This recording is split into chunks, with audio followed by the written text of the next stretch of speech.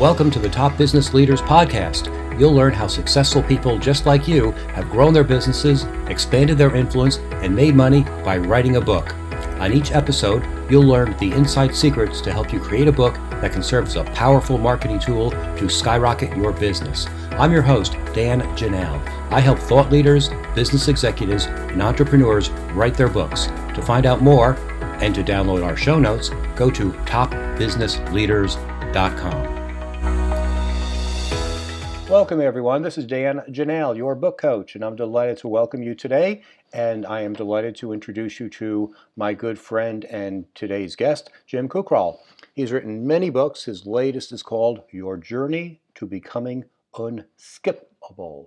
And he's going to share a lot of great ideas here on how you can use your book to build your business. Welcome, Jim. Yes, old friends are the best friends. Isn't that the way? Jim, why don't you tell us a little bit about your journey? Well, I got to tell you, I was writing books before they were called ebooks, right? When you were just putting PDFs out there. The first book I wrote was probably around 2011, an ebook before that, actually, about how to make money blogging with your book, or to make money with your blog. And back then it was called Blogs to Riches. And I got a lot of flack back then because they said, people, you can't use your blogs to make money. You know, now everybody does it.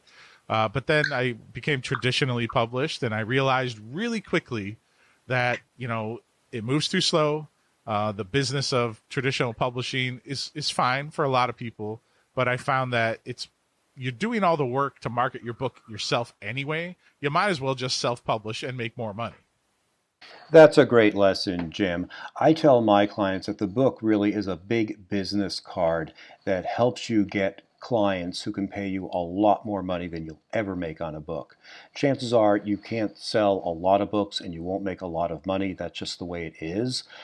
But the book can lead to big time fees in speaking, consulting, coaching, training, and other services that you can provide. So the book makes you stand out from the crowd, and it positions you as the thought leader or the trusted guide who can take them from mess to success. Do you find that to be the case? Yeah, and let me actually tell you a specific story about that. So years ago, I got asked to speak at a local event here in Cleveland. And it was because a person had read my book, my first book.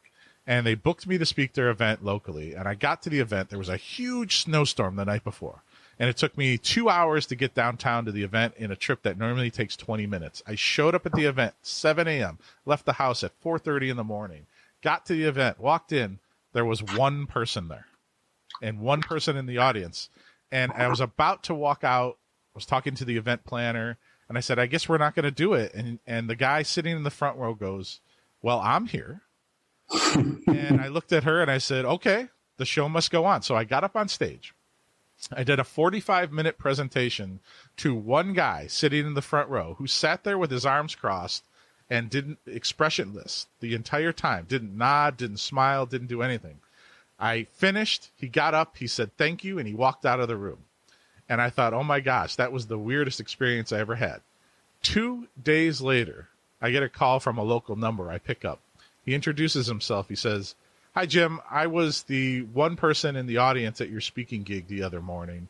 He goes, after I left the event, I downloaded your book. I read it in one sitting, and I'd like to invite you to come into my office here around the corner from you and have a meeting with me and my CEO. So long story short, I get into the meeting. I sit down. I have an hour conversation about their marketing issues. Them a bunch of my ideas. They walk out after about an hour. They're in the hallway for a couple minutes. They walk back in, and the CEO offers me a 6-month consulting contract at $5,000 a month. Let's rephrase this, right? I wrote a book. A person booked me to speak because they read the book. A person in the audience then gave me a $30,000 contract based upon my speech and the copy of book that I read. So to back up what you were just saying, most nonfiction authors do not make money from selling direct books. Fantastic. Why don't you tell us a little bit or about how books have helped or, build your career? Tony Robbins, yes, you're going to make a ton of money selling books. The way you make money selling nonfiction books and building an income is building a business around the book. whether it's speaking, consulting, coaching, online training programs. And that's been my experience. And that's a direct example, just one of them, that has worked for me. That's a great story. You know, there's a joke among professional speakers, and it goes something like this. What's worse than having no one show up for your speech? And the answer is having one person show up for your speech, because if no one shows up, you can go home. If one person shows up, you have to give the talk. And Jim, you've shown that that one person could be the right person who gives you the business. So congratulations. You showed up, you did the work, and you got the job. Congratulations.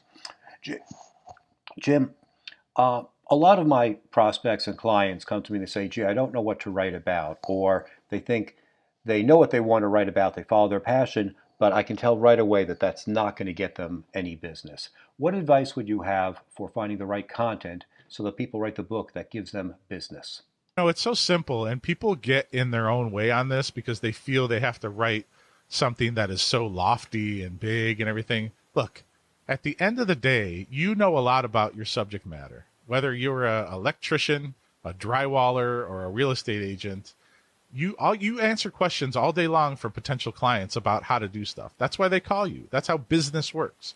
You have they have a problem, you have a solution or a service that solves that problem. So it's very simple. Write a book that solves people's problems. Here's a great way to think about it. What are the top 25 questions you get asked in your industry all the time?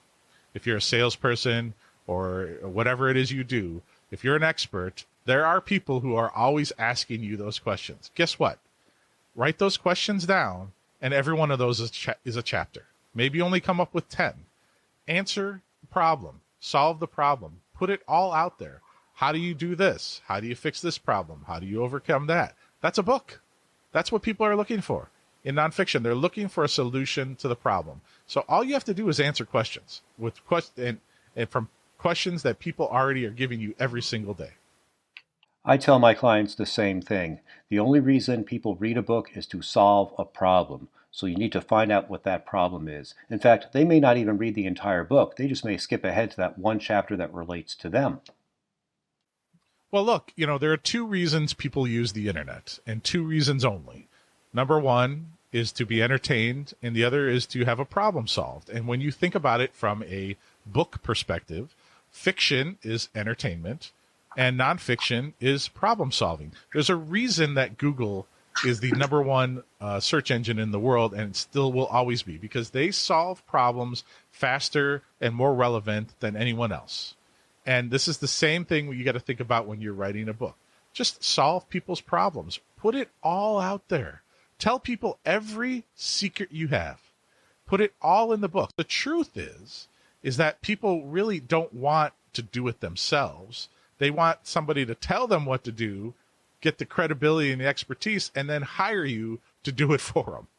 I tell my clients that people are looking to read the book to find the trusted leader who can take them from mess to success. But a lot of my clients have the same fear that you talk about, giving away everything. They think people are going to steal their ideas. But you're saying that people want to find someone they can trust who can actually implement those ideas because they don't want to do that work themselves, right?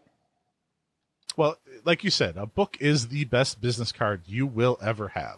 And it doesn't have to be traditionally published. It doesn't have to be in a hardcover thing. It's just a business card. If you walk into a potential client's office, you can leave a business card or a resume. But you know what's better is when you walk in with that book. And I like to do the plop test, right? So I have one of my old books here. So I'm going to take my book. Imagine this sound as you're in a potential customer's office, right? You drop that book on their desk. And you say, here is a book. It talks about everything that I do, and it establishes my credibility. And that is the best business card you're ever going to have. And it doesn't have to be 300,000 words. It can be 20,000, 30,000.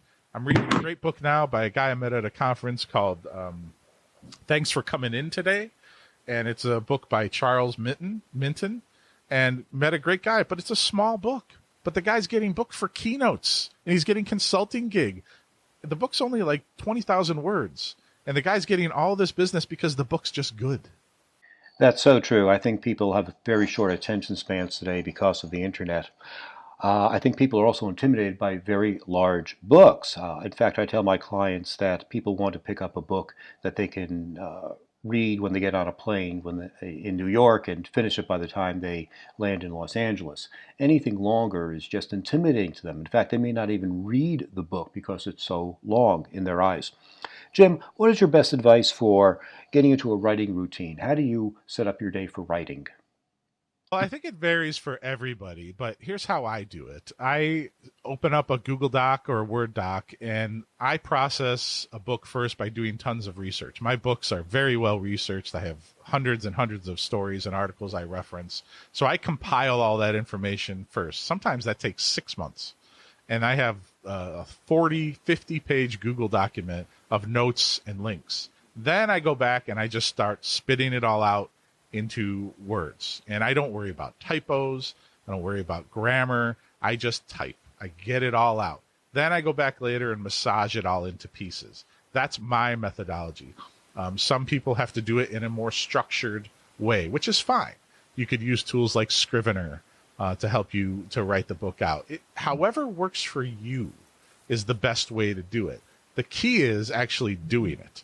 So if you work better in a coffee shop, I wrote most of my first books in a coffee shop because I was away from the distractions of everything going on in my private office here. Sometimes that works better for people. Sometimes people have much more luck writing a book by talking it out using Dragon Diction. They're on a walk and they're just talking, or they're in their car, right, and talking the book out. It doesn't matter how you do it. It just matters that you do it. It just matters that you start. Yes, everyone is different and has different modalities and different working styles. It's all correct as long as you get the work done.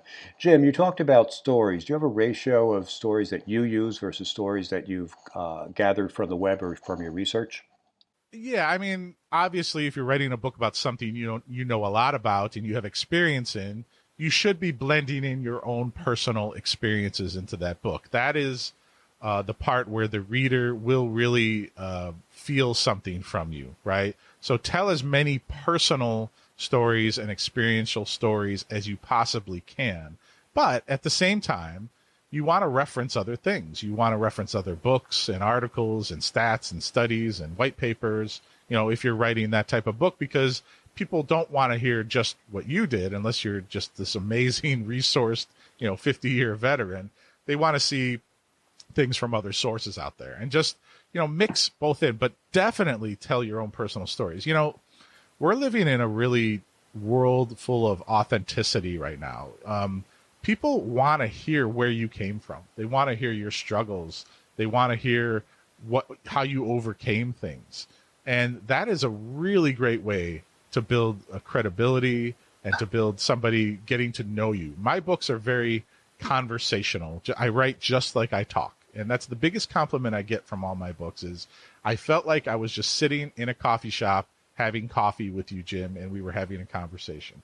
That's just how I write. And that really helps me build a relationship with a potential customer because of the way I write my books.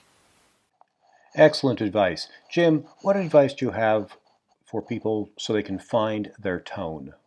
Well, it's not for everybody, right? If you are not like that, if you don't write like you talk, then you shouldn't try to do it. You just got to write in your own authentic voice.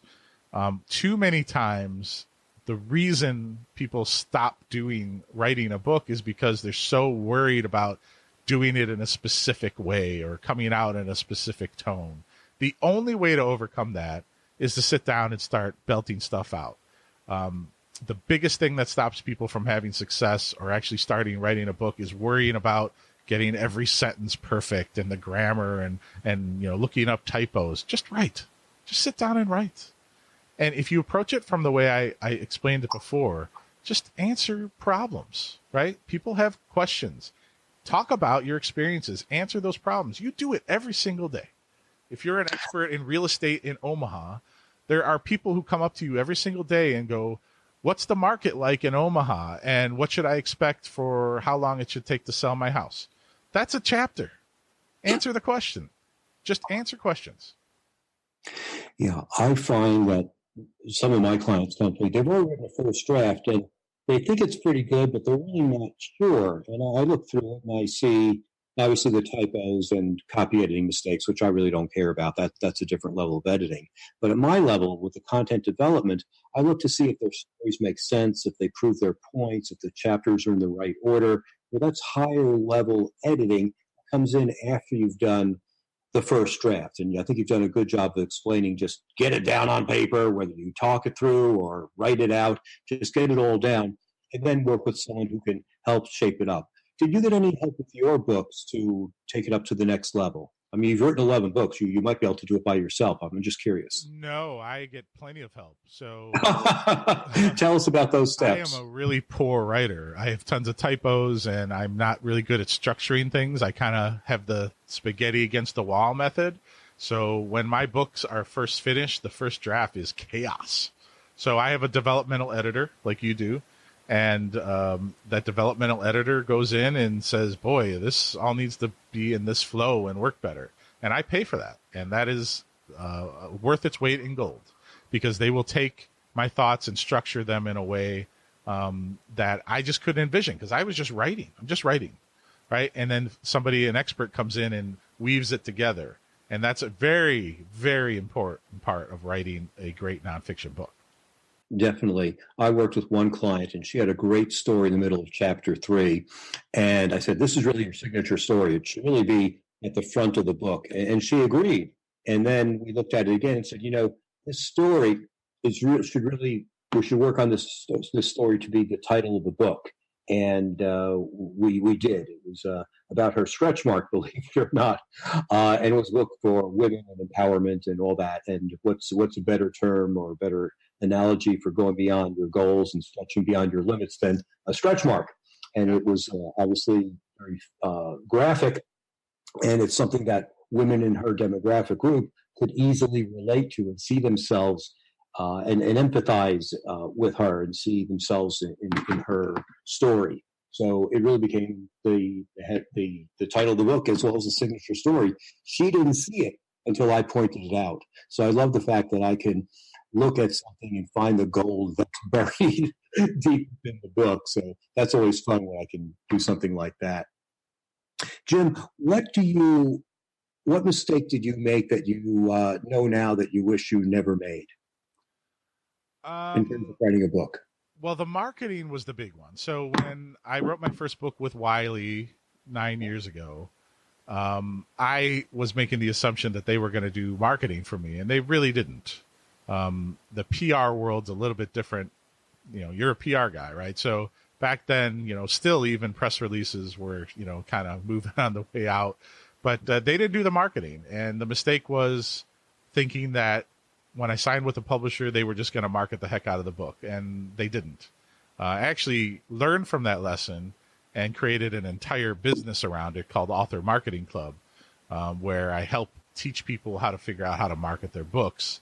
But that was the biggest mistake, is just thinking that I could just write a book and it would just be instant success. Like the limo pulls up and they take me to the red carpet and they hand me a glass of champagne and the movie deal comes in and like all that stuff. Like that romantic dream of being a published author doesn't exist any longer. And once you get over that out of your head, you get that out of your head and realize that you're going to write something good and then you're going to use it to build your business, that's when success starts to happen.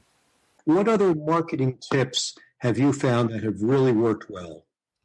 So probably the biggest thing that's going to work for you in today's world of when you're marketing your book is reviews. The social proof of having a decent amount of reviews on your book is bigger than ever. I mean, let's face it. We live in a world where people are not going to trust anything unless they see that other people have already socially accepted that it's good. When I go look for sci-fi books, here's what I do. I go to Amazon, I type in bestseller sci-fi books, and I look at the covers, sure, and I look at the titles, sure, but you know what I really look at? I look at to see the reviews, and I'll sort it just by the most reviews. And if I find a book that has 6,000 reviews and it's the number one sci-fi book, I just want something quick to read that's entertaining. And I'm just going to buy that book straight up on the fact that it has that many good reviews. That's just how brain works. If you go to a perfect example of this is if you go to an airport bookstore. The bookstore's in there. The first thing you're going to see when you walk into an airport bookstore is the bestseller books. And when I go in, I watch the people, and they go directly to that aisle, and they stand and they look at that end cap, and they pick up all the books that are bestsellers. Now, a lot of those books are in there because they're paid to be in that space. That doesn't matter. The reader doesn't know that. The reader just thinks these are the best-selling books, and they want to read something that other people have read that have socially justified that it's worth their time. And that's really what it's about in the nonfiction space. Is it going to solve my specific problem, and is it worth my time? So spending your time getting reviews is really important. My latest book that just came out, I did not do any marketing on it for 2 months. And I'm not doing any more marketing until I get 100 reviews. And I'm at 77 today in a month, right? Because I know that the reviews down the road are going to be the reason that people pick it up. Jim, what are your secrets for getting reviews? I mean, my book has been out for a bit more than a year, and it's gotten 51 positive reviews, and I'm very happy with that. But it really was pulling teeth. What have you found to get so many reviews? First of all, I've read your book, and I have reviewed it, and it is a great book. Thank you. What I did specifically for this latest book, Your Journey to Becoming Unskippable, is I created an ARC team, an advanced reader copy ARC team. And ahead of me even marketing the book or announcing the book, I compiled a list of hundreds and hundreds of people who said, and I said specifically, I'm giving you a free advanced reader copy of the book in exchange for an unbiased review, which is perfectly legal to do on Amazon and anywhere else. You're allowed to give away ARC copies of a book. You cannot incentivize people. You can't give them an iPad for leaving a review, right? You can give away free copies of your book in exchange for an unbiased review. But here's the key. You have to be very clear in how you put that out there.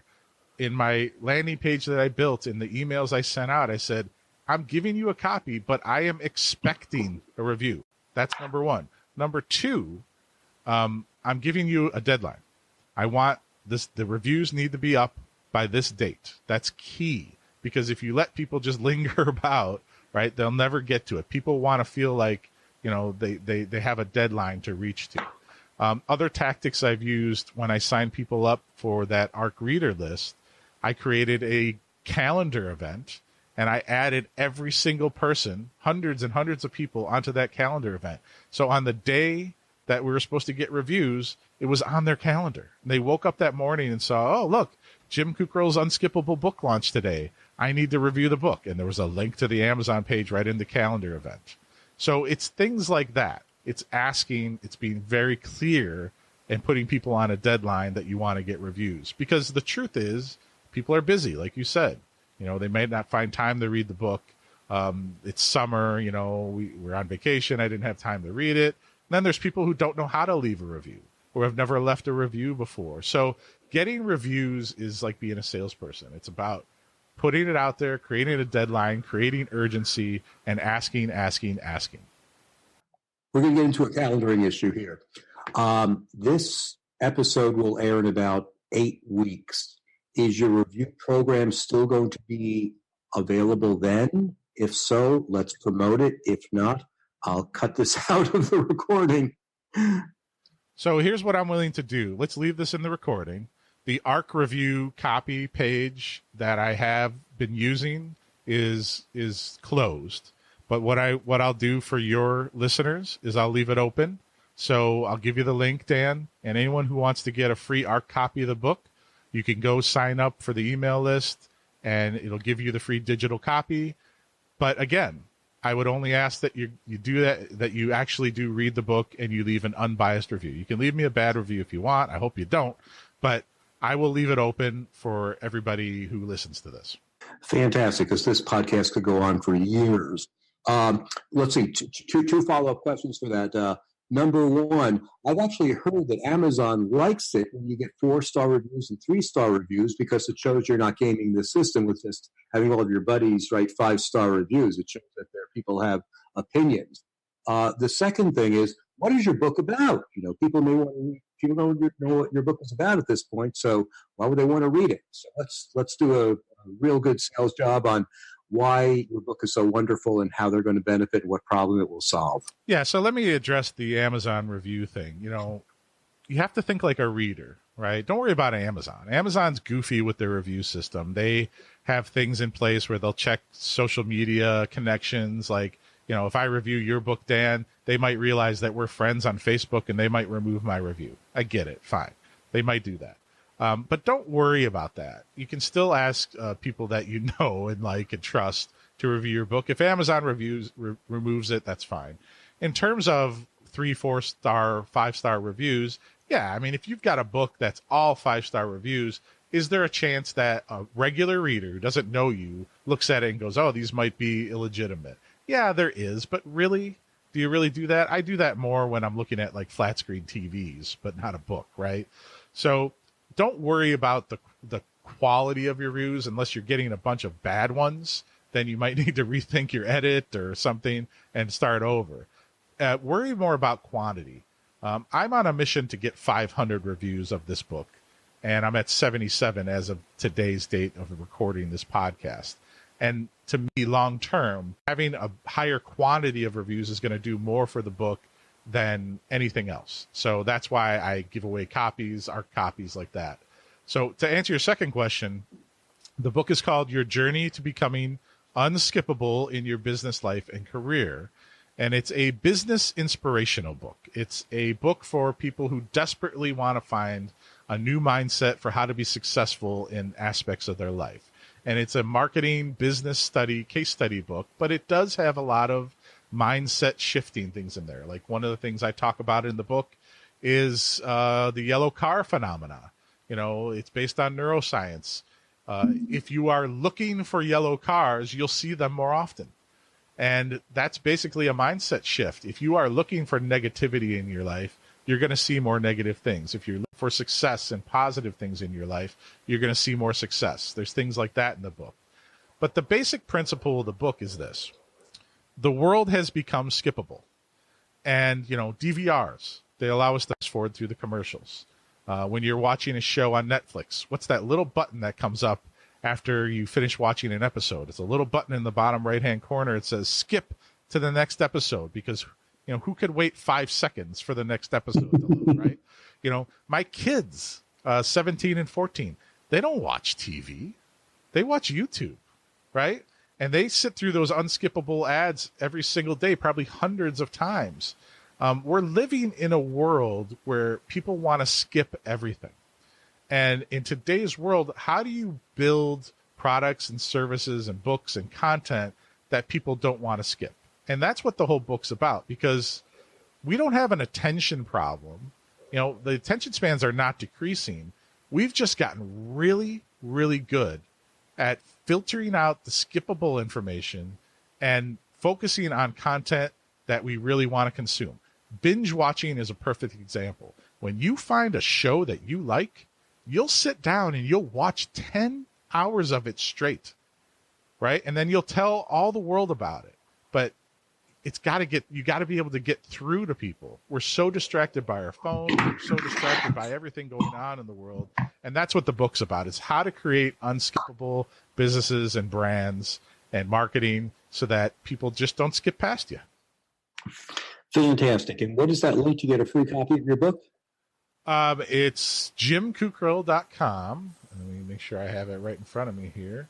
I'll have to provide the link to you. I don't have it in front of me right now, but that's okay. We'll put it in the show notes, which are available on topbusinessleaders.com podcast, and they'll just look for your name, Jim Kukral, and they'll be able to see the link there along with a few insightful comments that you made and great tips that you gave today that made this session unskippable. Very nice. I see what you did. Thank you very much, Jim, for joining us today, and thank you, everyone, for listening to us.